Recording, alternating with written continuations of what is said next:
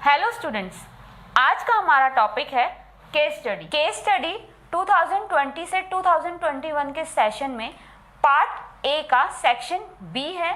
Section B के अंदर हमें 5 केस स्टडी के क्वेश्चंस आएंगे, जिसमें से हमें 4 क्वेश्चंस को अटेम्प्ट करना है। हर क्वेश्चन के 5 सब पार्ट्स हैं। 5 सब पार्ट्स में भी हमें 4 सब पार्ट्स को अटेम्प्ट करना है। हर सब पार्ट 1 मार्क्स का है। तो टोटल मार्क्स होंगे वो 16 मार्क्स की हमारी केस स्टडी के क्वेश्चंस आएंगे। तो स्टार्ट करते हैं। केस स्टडी में जो हमें chapter number 2 polynomial, chapter number 5 AP, chapter number 7, chapter number 10, chapter number 11, chapter number 12 और चैप्टर नंबर 14। तो इन चैप्टर से आपकी जो केस स्टडी के क्वेश्चंस हैं वो ज़्यादा आ सकते हैं। स्टार्ट करते हैं केस स्टडी के क्वेश्चन। मैंने यहाँ पर बोर्ड पर एक क्वेश्चन लिखा हुआ है, तो हम इसे रीड करते हैं। A car move on a highway the path traced by the car is the pattern of the path traced in the shape of the parabolic. जो ये ट्रैक हमें गिवन है ये पैराबोलिक ट्रैक है। इन mathematical form the given path follow the polynomial expression. तो यहाँ पर जो ये क्वेश्चन है ये चैप्टर नंबर 2 पॉलिनोमियल से आया है। पॉलिनोमियल एक्सप्रेशन हमको गिवन है, form the P X equals to A N X की power N plus A N minus 1 X की power N minus 1 then plus A N minus 2 X की power N minus 2 so on. तो यहाँ पर हमने question को read किया। अब इसके बेसिस पर जो हमारे क्वेश्चंस हैं हम उन्हें देखते हैं। तो इस क्वेश्चन के हमारे 5 पार्ट्स हैं। अभी मैंने यहाँ पर 3 पार्ट्स लिखे हैं। तो firstly what is the shape of the curve C D E. तो यहाँ पर जो कर्व है हमारा कर्व सी डी ई ये किस तरह की शेप बना रहा है। तो यहाँ पर जो क्वेश्चन है हमें गिवन है कि पैराबोलिक शेप है। तो यहाँ पर इसका आंसर फर्स्ट है, तो पैराबोलिक ट्रैक। सेकंड क्वेश्चन है if the shape of the curve A B C is represented by. तो यहाँ पर जो शेप है ए बी सी, ये जो इक्वेशन हमें गिवन है X square minus 7x plus 12, इसको रिप्रेजेंट कर रहा है। Then zeros are. तो पॉलिनोमियल चैप्टर्स के अंदर हम जीरोज फाइंड करते हैं। तो जीरोज को फाइंड करने के लिए हम इस इक्वेशन को सॉल्व करते हैं स्प्लिटिंग से। माइनस, तो हमें मल्टीप्लाई करके 12 चाहिए, प्लस माइनस करके हमें 7 लाना है। तो 4 3 12 होता है, और 4 और 3 को अगर हम प्लस करें तो 7 आएगा।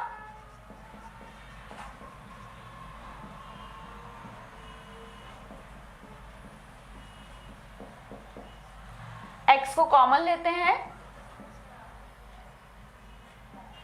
और यहां से 3 को कॉमन लेने पर हमें इक्वेशन मिलेगी।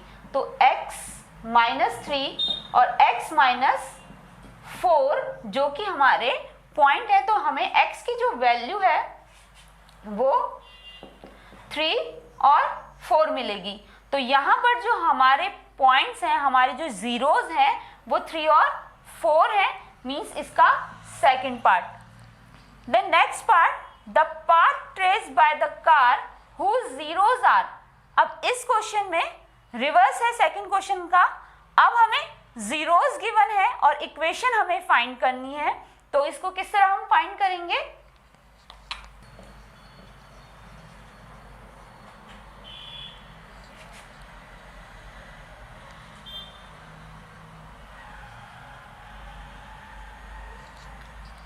हमारी जो इक्वेशन होती है X square minus sum of zeros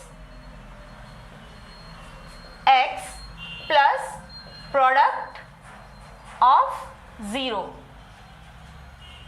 तो यहां पर sum of zero means alpha plus beta. Alpha की वैल्यू 2 है एंड बीटा की वैल्यू हमें -4 गिवन है।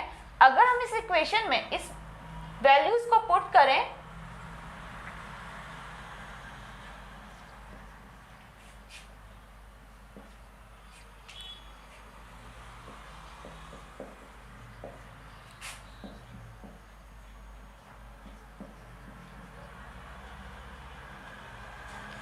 हमारे पास जो इक्वेशन आ रही है वो है x² प्लस 2x माइनस 8। तो यहाँ पर हमारा जो ऑप्शन है सेकंड इस इक्वेशन को सेटिस्फाई करता है। तो अब इसके 2 पार्ट्स जो और रिमेन है उन्हें देखते हैं।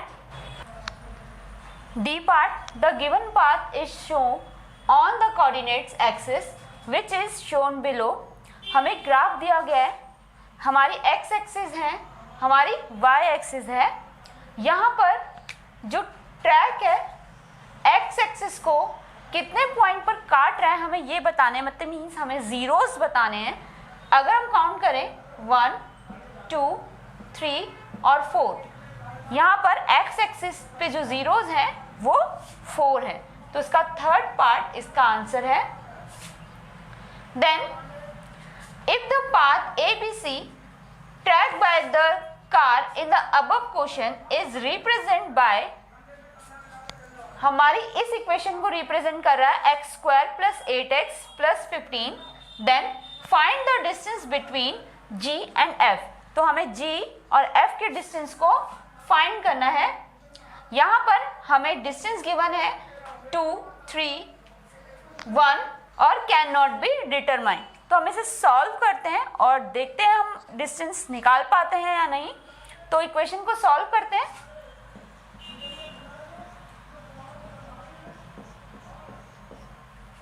तो हमारी इक्वेशन है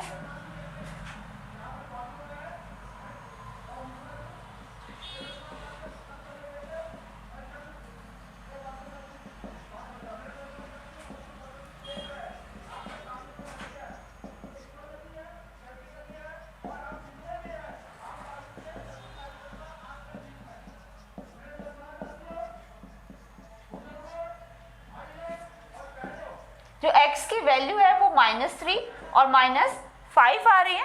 तो यहाँ पर डिस्टेंस निकालने के लिए हम लोग मॉड्यूलस के अंदर -5 माइनस -3, तो यहाँ पर जो भी आपकी बड़ी वैल्यू उसको माइनस करना आपने छोटी वैल्यू से, नेगेटिव साइन को अवॉइड करना है। तो -5 प्लस 3 -2, तो मॉडुलस से जो -2 है वो पॉजिटिव का 2 हो जाएगा। तो यहाँ पर हमारा डिस्टेंस जो है वो 2 आ रहा है और इसका आंसर फर्स्ट है। Case study second, the class 10 student of a secondary school in Krishnanagar have been allotted a rectangular plot of land for this gardening activity। तो यहाँ पर हमें एक गार्डन गिवन है PQRS, ये हमारी x एक्सिस है, ये हमारी y एक्सिस है। तो यहाँ पर मेरे पास स्पेस नहीं था तो मैंने इसे किस तरह से प्लॉट किया है, Q जो पॉइंट है ये x एक्सिस से 2 पे जा रहा है और जो R है वो 6 पर आ रहा है। इसी तरह से y एक्सिस पर जो Q है वो 3 पर आ रहा है और जो P है वो 6 पर आ रहा है। Spelling of the Gulmohar are planting on the boundary at the distance of 1 kilometer from each other. There is a rectangular grassy lawn in the plot as shown in the above figure। तो इस पूरे figure पर यहाँ पर हमारी grass है पूरे area पर। The student showing sheets of the flowering plant on the remaining area of the plot। जो बाकी का एरिया है हमारा बाहर का, उस पर क्या कर रहे हैं बच्चों ने फ्लावर प्लांट कर रहे हैं, सीड्स डाले, बीज डाले हैं फूलों के। तो इसका जो फर्स्ट पार्ट है, find the coordinate of point Q and S are, first है 2, 3 एंड 6, सेकेंड है इसका 3, 2, 6, 6, थर्ड पार्ट है इसका 2, 3, 5, 5, फोर्थ है नन ऑफ दीज। तो यहाँ पर हम क्या करेंगे, तो हमें यहाँ पर कोऑर्डिनेट फाइंड करने हैं। तो कोऑर्डिनेट हमें फाइंड करने किसके, Q एंड S के। तो अब हम Q और S के कोऑर्डिनेट निकालने हैं। तो यहाँ से हम Q को देखेंगे, जो Q है वो x एक्सिस, पहले x लिखते हैं तो 2, देन आप y एक्सिस को देखोगे 3, फिर हमारा S है। तो यहाँ से अगर हम देखेंगे 6 और वाई एक्सिस को अगर हम देखेंगे 6, तो हमारे जो कोऑर्डिनेट्स हैं वो क्या है 2, 3 और 6, 6, तो हमारा फर्स्ट इसका आंसर है। Second part, B part, find the distance between the vertices of the diagonal.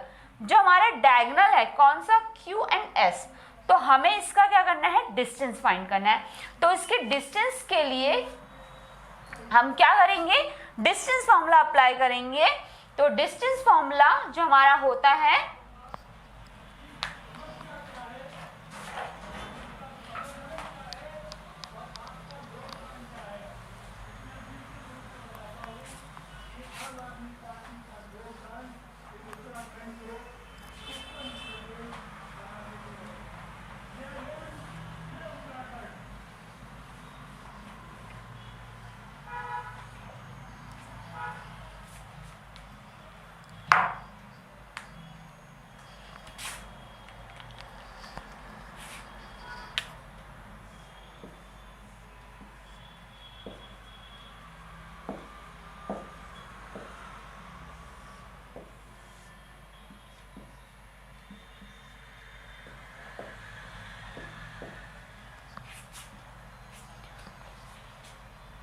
Distance निकालना है Q और S का, तो डिस्टेंस फॉर्मूला होता है हमारा, जिसका भी हमें डिस्टेंस निकालना है QS is equals to x2 minus x1 का whole square plus y2 minus y1 का होल स्क्वायर।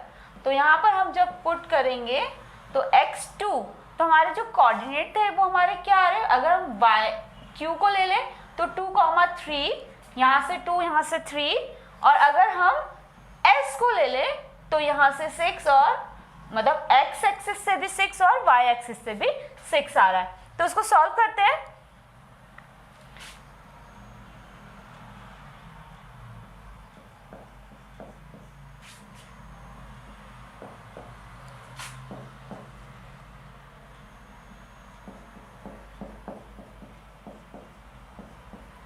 सिक्सटीन प्लस 9 25, और अगर आप रूट से निकालेंगे तो 5, तो इसका डिस्टेंस हमारा जो आ रहा है वो आ रहा है 5। तो इसका मतलब हमारा जो इसका सेकंड पार्ट है वो इसका राइट आंसर है।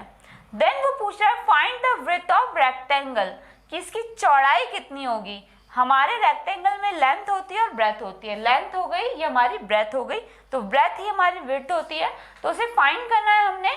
तो यहाँ पर हमें क्या करना है, P है हमारा 6,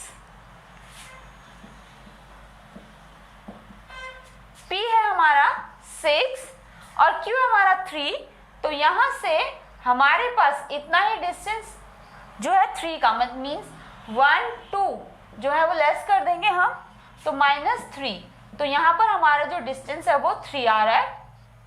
तो इसका फर्स्ट पार्ट इसका राइट आंसर है। स्टार्ट करते हैं D point. If the point G divides the line PR in the ratio 1:2, then the coordinates of G is, यहाँ पर हमें सेक्शन फॉर्मूला अप्लाई करना है। सेक्शन फॉर्मूला क्या होता है हमारा, यहाँ पर क्या है, हमें रेशियो गिवन है, जो Q और R है इसको 1:2 रेशियो में डिवाइड कर रहा है एक पॉइंट, तो वो कोऑर्डिनेट हमें फाइंड करना है। तो यहाँ पर हम सेक्शन फॉर्मूला अप्लाई करेंगे। तो section formula m1 x2 m2 x1 upon में m1 प्लस m2। तो अगर हम इसे अप्लाई करें x कोऑर्डिनेट के लिए तो m1 हमारा 1 है, तो हम QR के हमने पॉइंट बनाए, तो Q हमारा 2, 3 होगा और R हमारा 6, 3 होगा। तो यहाँ पर हम इसे सॉल्व करते हैं, तो हमारा जो x2 है वो 6 है, ये 2 हो गया m2, x1 हमारा 2 है अपॉन में 1 प्लस 2, तो हमें यहाँ पर 6 प्लस 4 अपॉन 3, तो 10 अपॉन 3 मिलेगा। ठीक है, तो ये हमारी x एक्सिस हो गई। अगर हम इसे y के लिए सॉल्व करें, हमारा y पॉइंट, तो m1 y2 m2 y1 m1 plus m2। तो सिमिलरली 1 3 2 3 अपॉन में 3। तो यहाँ पर हमारे जो पॉइंट्स हमें मिलेंगे वो मिलेंगे, तो 9 अपॉन 3 हम इसे कट करेंगे तो 3। तो हमारे को जो पॉइंट मिला है वो मिला है 10 अपॉन 3, 3। तो ये हमारा सेकंड पार्ट जो है इसका आंसर है।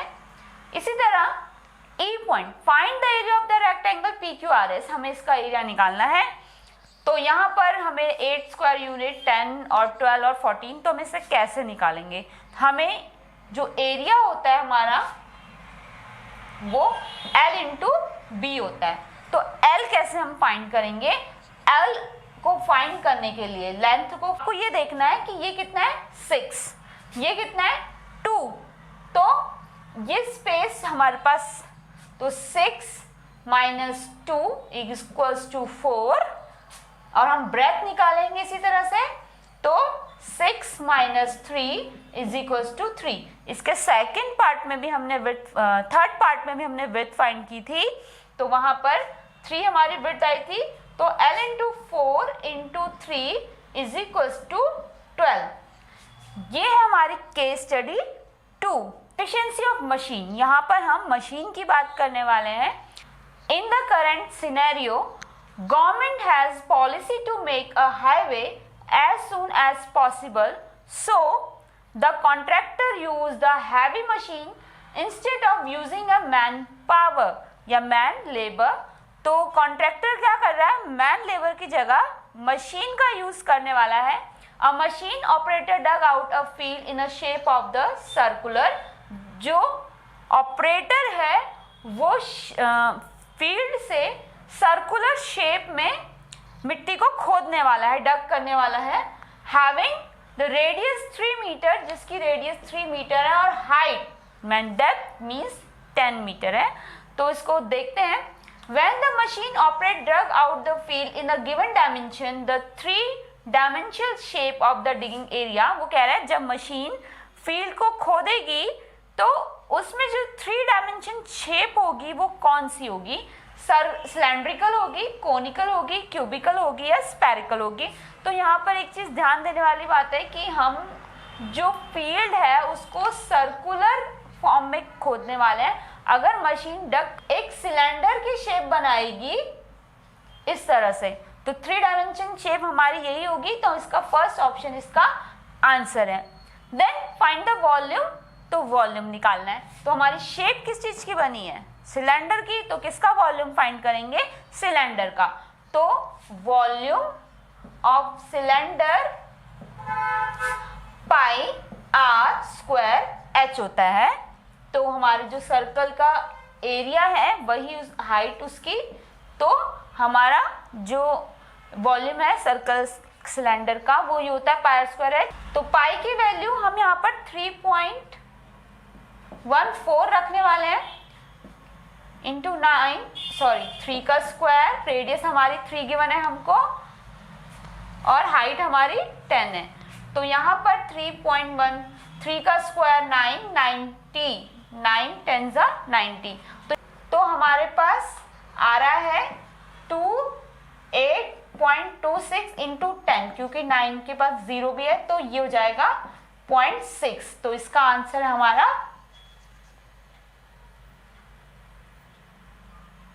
Cube. C part, how much the cover area of the field dug out. तो इसने कितना एरिया कवर करा? तो यहाँ पर जो कैपेसिटी है फील्ड की वो तो वॉल्यूम है कि कितना हमने स्पेस जो है, कितनी मिट्टी हमने जो है वो बाहर निकाल ली, वो वॉल्यूम हो गया। तो एरिया की अगर बात करें तो यहाँ पर एरिया होगा एरिया ऑफ सर्कल। तो एरिया ऑफ सर्कल निकाल लेते हैं।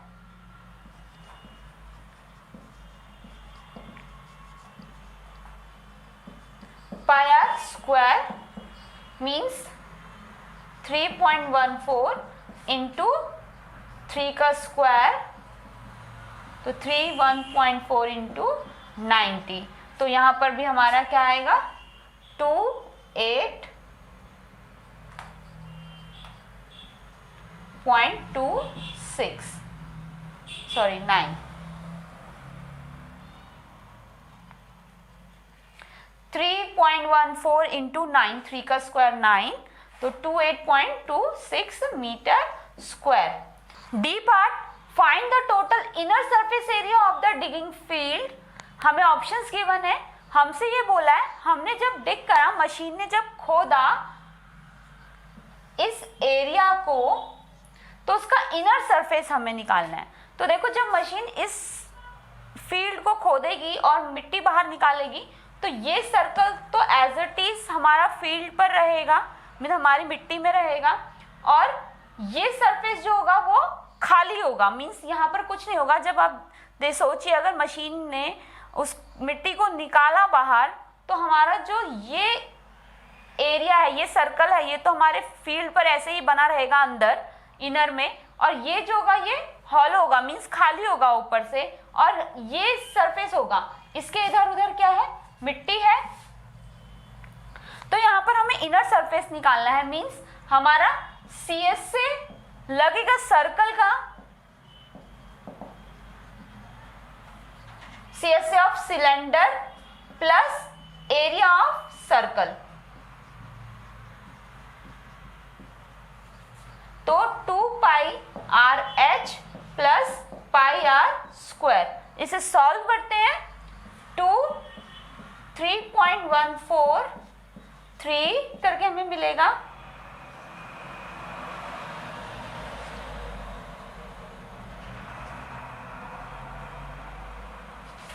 216.66 मीटर स्क्वायर। तो इसका आंसर है ये।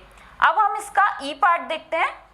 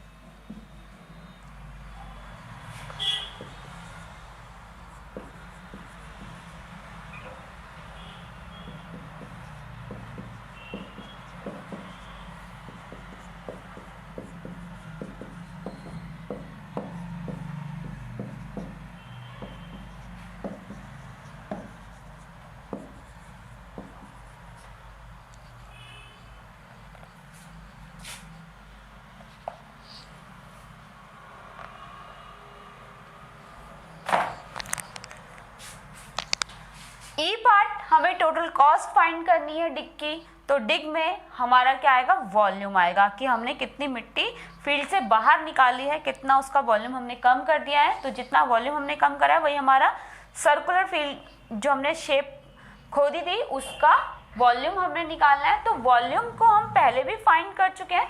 तो हमारा टोटल कॉस्ट क्या होगी, 50 multiply by volume of circular,